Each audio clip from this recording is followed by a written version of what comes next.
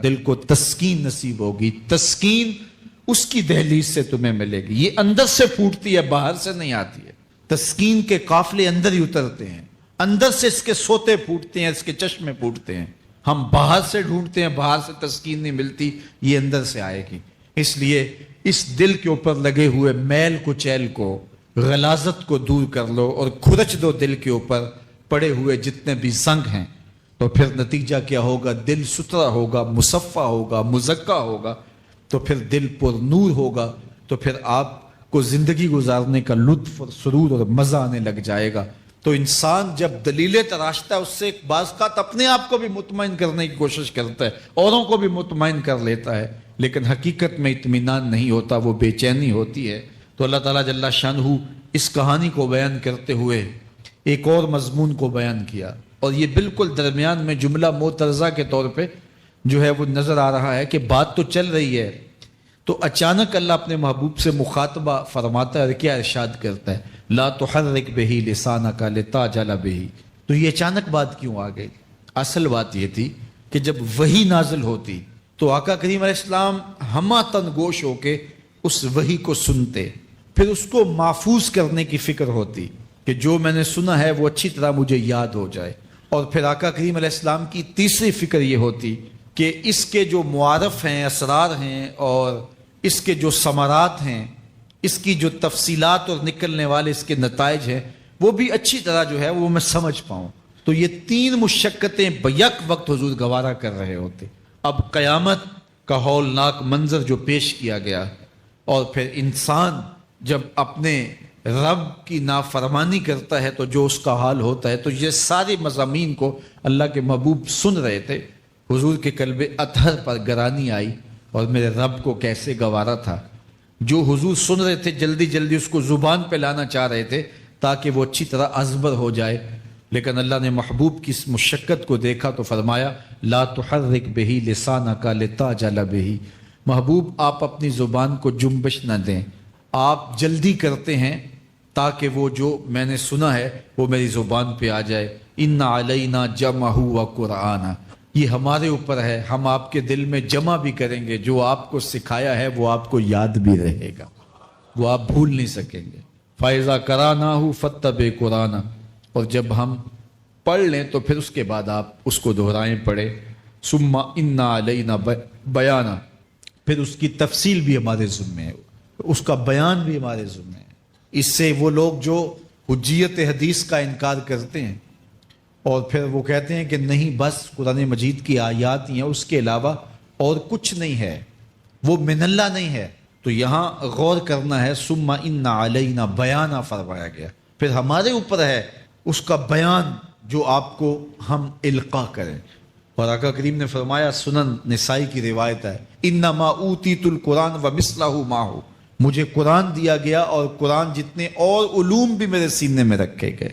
تو صرف قرآن ہی نہیں اتارا گیا حضور کے سینے میں، حضور کے سینے میں بہت کچھ نازل کیا. حضور کا سینہ گنجینہ ہے اسرار و معانی کا، اور اللہ تعالیٰ جل شانہ نے اپنے محبوب کو بہت کچھ عطا کیا. یہ بیان کرنے کے بعد فرمایا کلا بل تحبون العاجلہ وتذرون الآخرہ. اللہ اکبر. کوئی نہیں بلکہ یہ جو تم لوگ ہو اے کافرو، تم اس چیز کو پسند کرتے ہو جو بالکل نقد ہے، جو جلد ملنے والی ہے. دنیا کا سودا نقد ہے، دنیا کے نفع نقد ہیں، دنیا کی لذات نقد ہیں. شیطان کہتا ہے اب چوری کرو اب مال آئے گا، اب زنا کرو اب لذت ملے گی، اب ڈاکہ کرو اب امیر ہو جاؤ گے. تو دنیا کے سودے نقد ہیں اور آخرت کے وعدے ادھار ہیں. تو ارشاد فرمایا بل تحبون العاجلہ، تم دنیا کی جو عاجل چیزیں ہیں، جو بالکل نقد سودے ہیں، تم ان کے پیچھے پڑتے ہو. وَتَذَرُونَ الْآخِرَةَ، اور آخرت کو چھوڑتے ہو. دوسرے مقام پہ ارشاد فرمایا سورہ العالی میں بل تُؤْثِرُونَ الْحَيَاةَ الدُّنْيَا وَالْآخِرَةُ خَيْرٌ وَأَبْقَىٰ، تم دنیا کی جیتی زندگی کو ترجیح دیتے ہو، حالانکہ آخرت بہتر بھی ہے اور دائمی بھی. میں آپ کی توجہ چاہوں گا، آخرت بہتر بھی ہے اور دائمی بھی، لیکن تمہاری ترجیح یہ دنیا ہے جس کی آخرت کے مقابلے میں کوئی حیثیت ہی نہیں ہے. حضور نے ارشاد فرمایا اگر کسی کو جنت میں ایک کوڑا رکھنے کی جگہ مل جائے، ایک ڈنڈا رکھنے کی جگہ مل جائے، دنیا و ما فیہا کی دولتوں سے وہ زیادہ قیمتی ہے۔ 7 بر اعظموں پہ پھیلی ہوئی کائنات، سمندروں کی تہوں میں قیمتی موتی، پہاڑوں کے دامن میں قیمتی معدنیات، مالیاتی اداروں کے پاس سرمائے، لوگوں کے پاس دولت کے انبار، یہ سارے اکٹھے کر لیے جائیں اور ان کی قیمت لگائی جائے، اور جنت میں ایک ڈنڈا رکھنے کی جگہ، ایک عصا رکھنے کی جگہ، ایک کوڑا رکھنے کی جگہ، وہ جگہ پھر بھی زیادہ قیمتی ہے۔ پراپرٹی ویلیو ہوتی ہے نا، وہ کہتے ہیں کہ دور دراز دیہات سے 10 ایکڑ فروخت کریں تو یہاں ہمارے بائی پاس پہ اگر لیں تو 1 کنال جگہ آئے گی، 10 ایکڑ فروخت کر کے یہاں 1 کنال ملے گی، اور اگر آپ مزید اس کو فروخت کر کے مزید جو ہے وہ کسی مہنگے علاقے میں چلے جائیں تو ہو سکتا ہے 2 مرلے اس 10 ایکڑ کے مقابلے میں آئیں۔ تو اس طرح مختلف جگہوں کی پراپرٹی ویلیو ہوتی ہے۔ اللہ کے محبوب جنت کی پراپرٹی ویلیو بتا رہے ہیں۔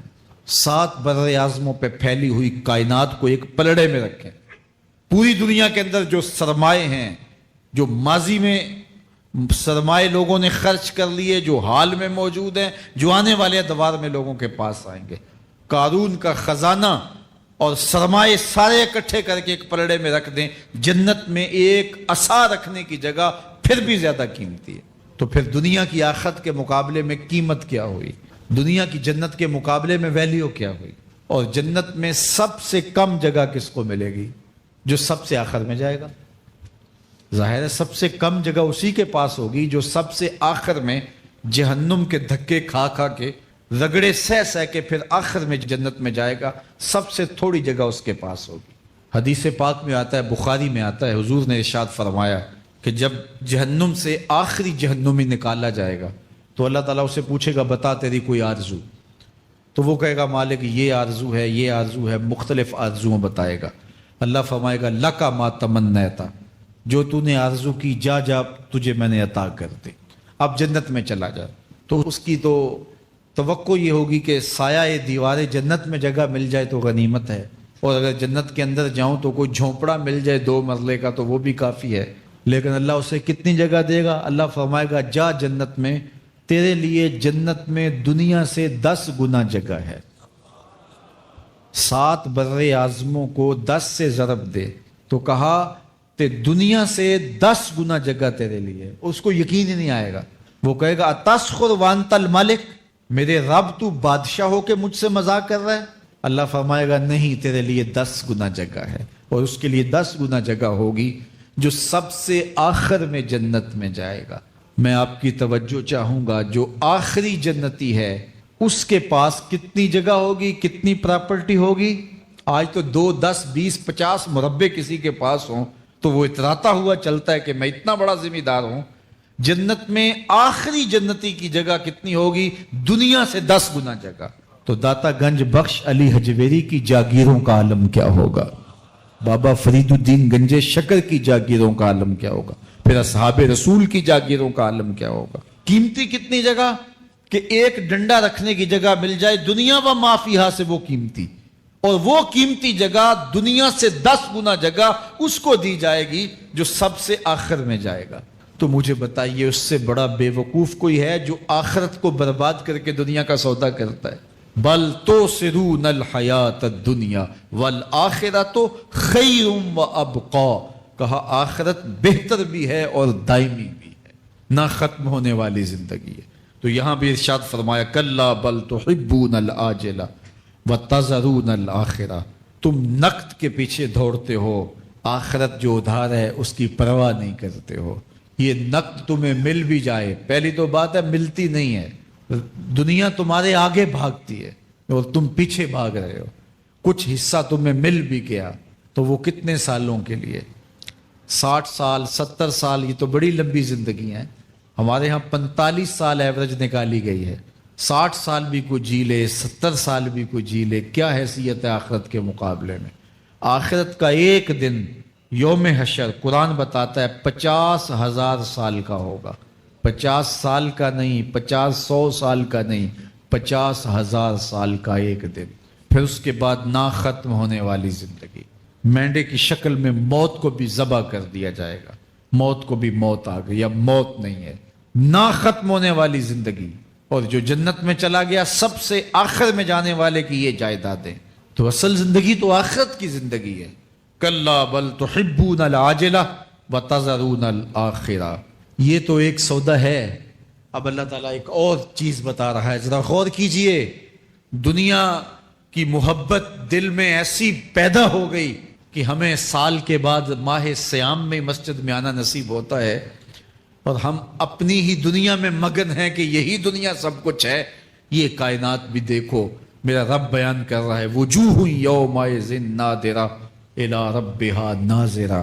وہ دن جب آئے گا تو جب بندے اس کے حضور حاضر ہوں گے، جنہوں نے اپنی زندگی حزم و احتیاط سے گزاری ہوگی، رب کی اتباع میں، فرما برداری میں، اس کے حکموں کو پورے کرتے بسر کی ہوگی، پھر ان کو صلہ کیا ہوگا؟ اللہ فرمایا کچھ چہرے ہوں گے جو تر و تازہ ہوں گے، کھل کے گلاب ہو جائیں گے، چہرے منور اور تابہ ہوں گے۔ یہ اتنے کھلے کیوں ہوں گے، چہرے گلاب کیوں ہوں گے؟ الی ربہا ناظرہ، اس لیے کہ رب کا دیدار نصیب ہوگا۔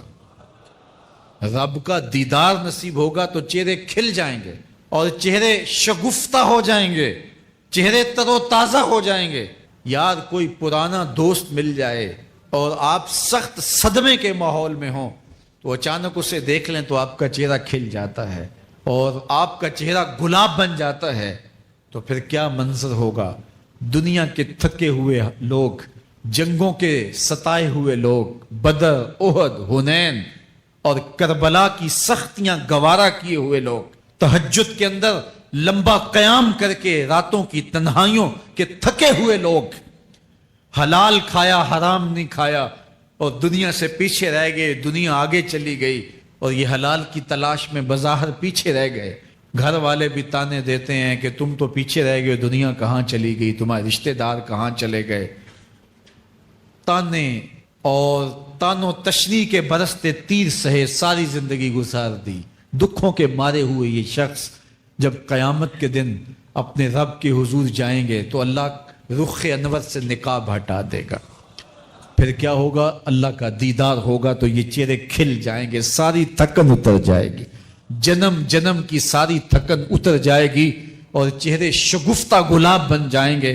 اللہ فرمائے گا دیکھو ان کے چہرے کیسے کھلے ہوئے، وجوہ یومئذ ناظرہ الی ربہا ناظرہ۔ یہ تو خوش نصیب لوگوں کے چہرے ہیں۔ ووجوہ یومئذ باسرہ، اور پھر اس دن کچھ منہ بگڑے ہوئے ہوں گے۔ کیسے بگڑے ہوں گے؟ پاؤں میں درد ہو تو چہرے پر بگاڑ ہوتا ہے، پیٹ میں درد ہو تو چہرہ اچھا دکھائی نہیں دیتا، کان میں درد ہو، آنکھ میں درد ہو، سر میں درد ہو تو چہرہ بگڑ جاتا ہے۔ اور ان کے چہرے اتنے بگڑے ہوں گے، کوئی آنے والا خوف طاری ہو تو چہرے بگڑ جاتے ہیں۔ اور انسان کے چہرے کی ہوائیاں اڑی ہوتی ہیں، اب ان کے چہروں کی ہوائیاں اڑی ہوں گی۔ کیوں؟ قرآن بتاتا ہے تظن ان یفعل بہا فاقرہ، یہ ڈر رہے ہوں گے کہ ہمارے ساتھ اب جو سلوک ہونے والا ہے وہ کمر کی ہڈی توڑ دے گا۔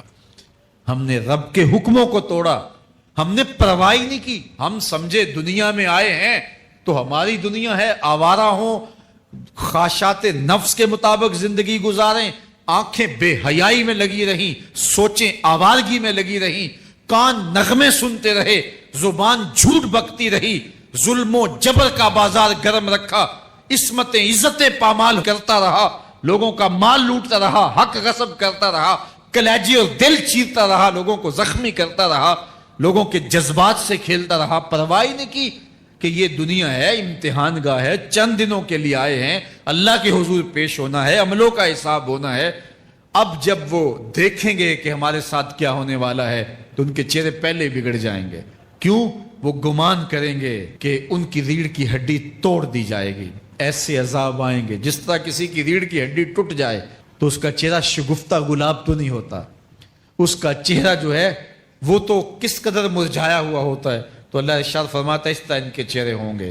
ابھی عذاب آیا نہیں ہے لیکن چہرے پہلے اترے ہوئے ہوں گے، اور جب عذاب کی بھٹی میں ڈالے جائیں گے، اللہ اکبر، اور وہ سخت عذاب، حضور نے جبریل امین سے پوچھا مجھے جہنم کے عذابوں کا ذکر سناؤ، عرض کی حضور سب سے ہلکے عذاب کی کہانی سناتا ہوں، اور وہ یہ کہ جہنمی کے